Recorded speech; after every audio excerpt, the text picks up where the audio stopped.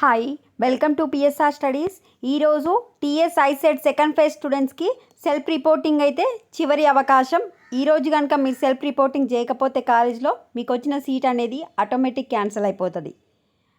And చాలామంది students అయితే special phase counselling గురించి అడుగుతున్నారు. స్పెషల్ ఫేజ్ కౌన్సిలింగ్ ఇప్పట్లో రాదండి.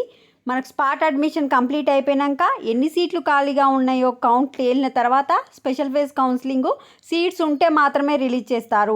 సీట్స్ లేకపోతే అయితే కండక్ట్ చేయరు. అందుకే మీరు చాలామంది special case counselling or third phase counselling గురించి అడిగినా కూడా నేను 100% చెప్పలేను, ఎందుకంటే ఎన్ని సీట్స్ ఉన్నాయో నాకు తెలియదు కనుక.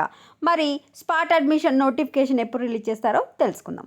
వీడియో చూస్తున్నారు బట్ లైక్ చేయట్లేదండి. ప్లీజ్ అండి వీడియోని లైక్ చేయండి, ఛానల్ని సబ్స్క్రైబ్ చేసుకోండి.